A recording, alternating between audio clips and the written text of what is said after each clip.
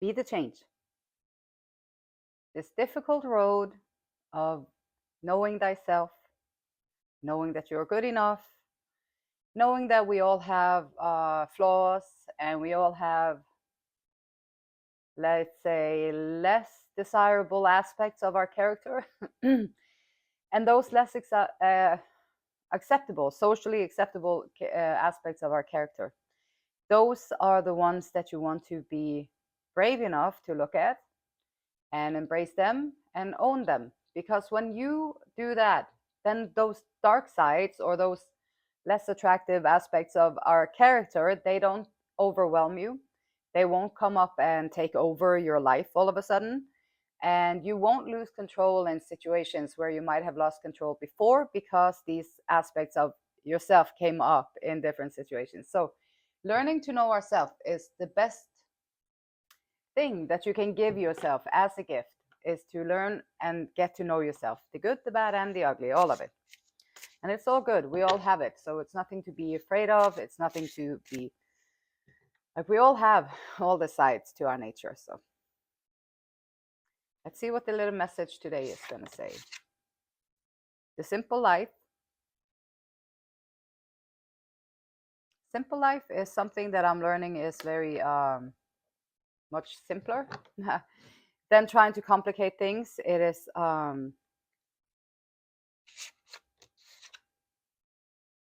bringing things down to grounding, bringing things down into doable, can wrap your head around things. The simple life is taking some of the chaos, sometimes taking some of the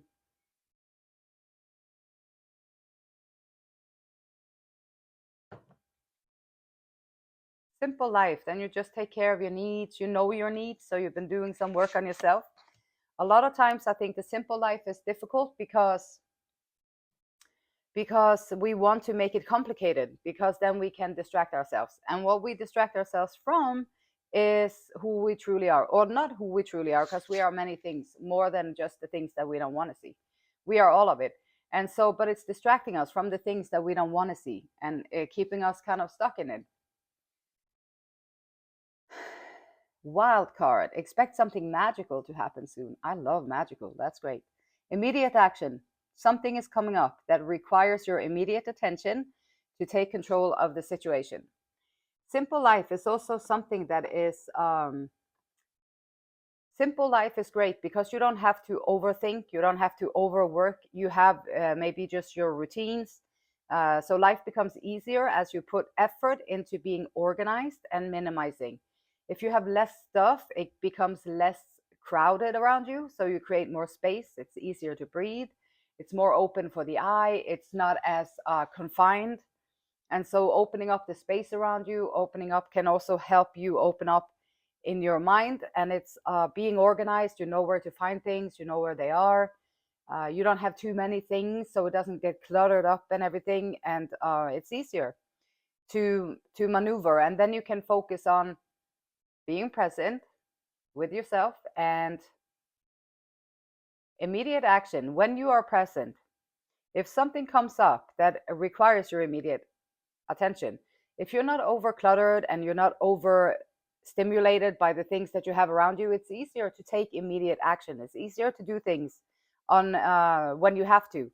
And also the clarity of your mind, like cleaning out the clutter of the mind, is going to help you to be able to see it clearly. And you just have to await. Like, the beautiful thing with being calm and being present is that you don't have to know the answers up front. You can just be present. And whenever something happens, you just be still and know that I'm God. And you just be still. And then you just await for the resources to come out of you, for the answer to come out of you. So you will receive all the things that you need along the way if you trust it. And expecting something magical to happen soon is going to bring you into a exciting expectation. You're going to bring your emotions into motion, and you're going to stir it up a little bit and be like, oh my gosh, this is exciting. Or, oh my gosh, I can't wait for this. Oh my gosh. And then you have this expectation. I don't know if you remember when you was a child, or whenever, and you had like a birthday coming up, or you had something, a vacation you're going to go to, or maybe still, and then it's like wow, and all this excitement builds up, and you're really just very happy, and it creates a different energy out of you. And when you have a different energy within you, you feel you're going to attract different things outside of you. So changing how you feel, expecting something magical to happen, is going to bring magical things to you. So it's not a bad thing to expect something magical to happen, whatever magical looks like for you. Simple life.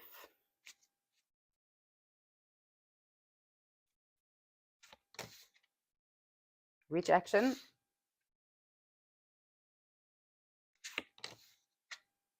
Mysticism. Life before and after rejection. Life before and after mysticism. Life before and after creation. So life before and after rejection is going to be different, because rejection is like maybe you had a project that you really wanted to get going, or maybe you had a person that you really wanted to be with, or maybe you had a thing that you really wanted to do in your life, or maybe you had something that you really wanted to accomplish, and there is a no, no, no, and you've been pulling all of your expectations into it. You have been expecting something magical to happen, and so while you're in that mode of expecting things to happen, wanting it to happen, moving towards it, doing the work, all that stuff, and then you get rejected. So what happens to the person before and after a rejection? After rejection, it can now, the person that walked towards it with confidence and magical thinking, with wow, I'm expecting something, good expectations, and the person after the rejection might be more holding back on the emotions. So now you're going to hold back a little bit because you don't want that feeling of the rejection to be so strong again. And when your expectation of something magical to happen is very strong, then you are going to move in that energy. And then when people come in and they reject you, sometimes they do it just to put you down to size so you don't radiate all that good energy. But also sometimes it can be like maybe you didn't do enough work on your craft yet. Maybe you didn't put maybe you're not quite where you are supposed to be to manifest this thing in your life.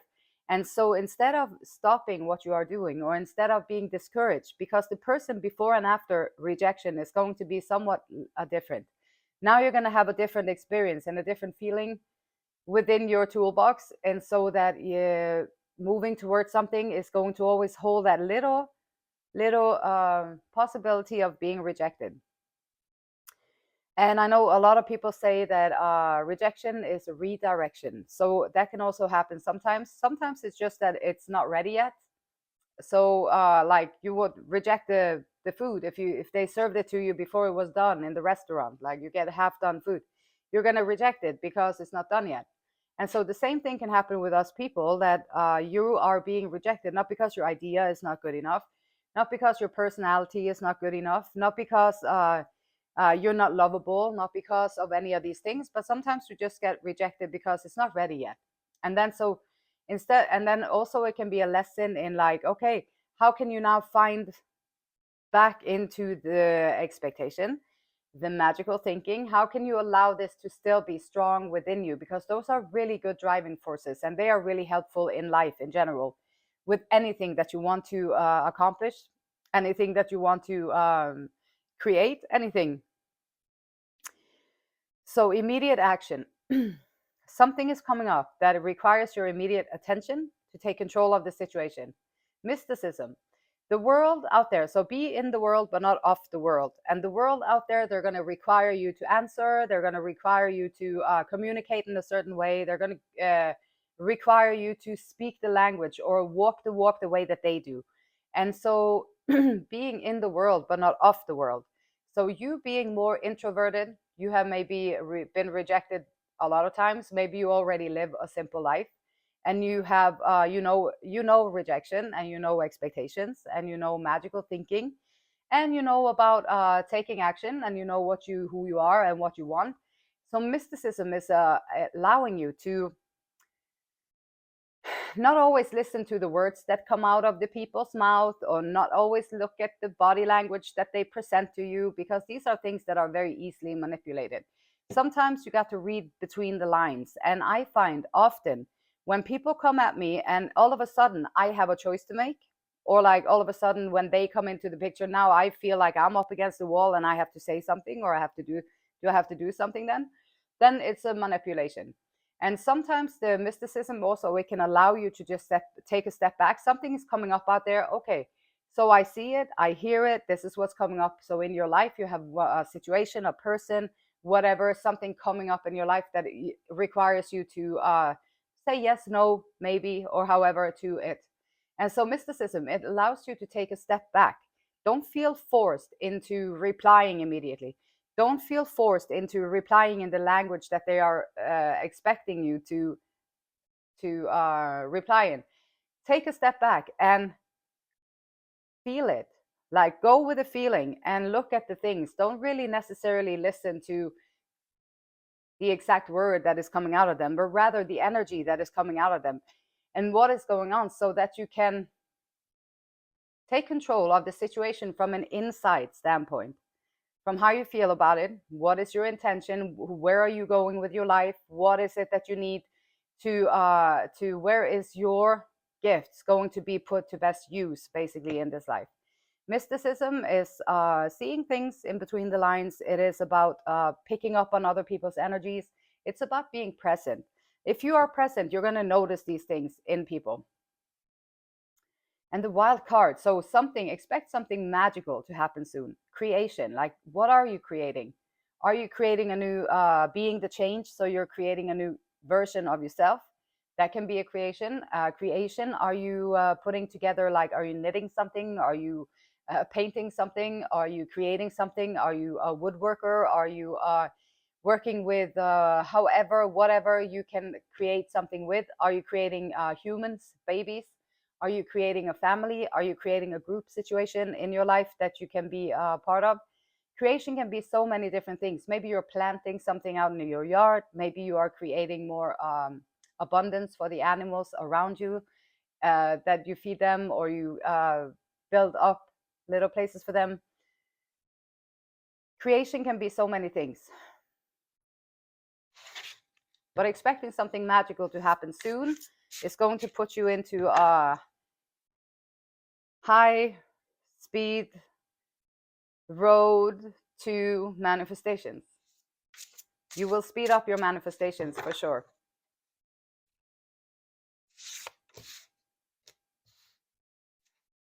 Queen of Swords and the Fool.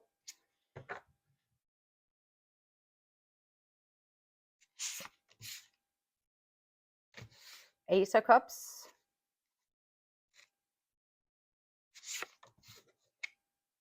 Knight of Wands.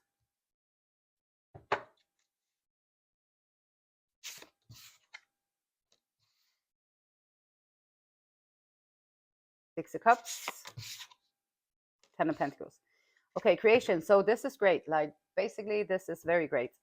So actually, creating something, expecting something good to happen, is going to also to cherish the bonds between people. Like, cherish something. Maybe you are expecting to find that person that you can really share with, the one that is on your wavelength, the one that is on your energy level, the one that is on your, so that two minds can meet, two hearts can meet, two souls can meet and merge in a way that is like a puzzle for the two people, like two people fitting together, basically, not two people unemployed from one another. We'll say two people not really merging like that.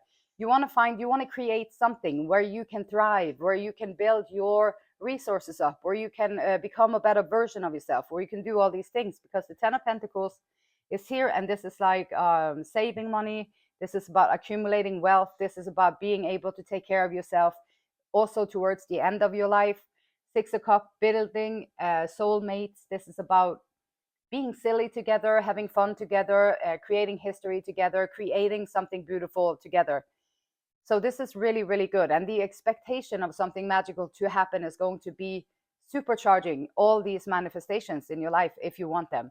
So if you want good relationships with people, or you want to be able to accumulate wealth, then this is something that you can manifest and you can create it, but you have to put action behind it. Otherwise, there's no way that it can happen. Mysticism.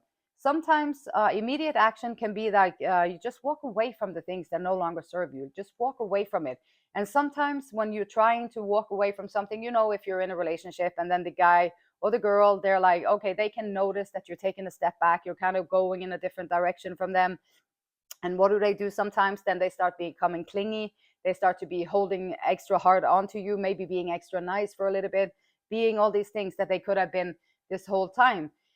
This is not a reflection of who they truly are. This is a reflection of them trying to hold you there. And sometimes holding there can be the whole scheme. Like if they hold you there, you won't be able to manifest all these other things. If they hold you there in a position where you're not happy, where you're not thriving, where you're not building yourself up, and if you stay there, then that's what you're going to get. And you will never get any of these other things. You will never get the soulmate. You'll never get the accumulation of wealth if you stay with things that are just going to make you settle. Just settle. And if you do that, that's okay. If that's what you need to do because of feeling safety or feeling safe and all that stuff, that's okay. But also, it will not bring in the passion, the fun, the adventure. It won't bring in any of that. So be careful when you settle, and make sure that you're going to be able to settle in the life that you settle with. So rejection, Queen of Swords, someone being cold-hearted, goal-oriented, and minimizing things. Rejection. Maybe you are rejecting things. You are rejecting someone. You're rejecting this. No, this is not what I want. I'm not settling. No, I'm not doing that. So you put the foot down. You be like, I am allowed to go with my heart, my soul, how I feel about things, my wishes, my desires, my needs. You are allowed to make these choices. Let me see. Oh yeah, we are here on planet Earth. Yes, you are allowed to make these choices for yourself. And other people is none of their business what you do with it. Queen of Swords, you're allowed to be cutting things out that no longer serve you. You're allowed to make decisions, logical decisions, and work on them and set out on this new journey. Because if you be too emotionally engaged, sometimes you have to reject things in your life too, because you have making different choices. So the rejection can come from you as well, not just only being rejected, but you also have to learn how to reject certain things in your life in order for you to make the choices that you need to set out on this new journey with the Fool card. New beginnings. This is starting something new. Maybe you're starting something new, a new project. Maybe you're starting a new job. Maybe you're starting a new life somewhere. Maybe you're starting a new relationship. Carefree, you go for it. You just have fun with it, and you just hop in there. But it all takes our willingness as human beings, as individuals. We have to be willing to go within and make changes. And that's the most difficult part. But that's the reward that's where the rewards are. So Esther and Abraham Hicks says, your role is to utilize energy. That is why you exist. Utilizing energy. You are energy. Everything is energy. That is why you exist. You are an energy flowing being, a focuser, a perceiver. You are a creator. And there is nothing worse in all of the universe than to come forth into the environment of great contrast, where desire is easily born and not allow energy to flow to your desire. That is a true squandering of life.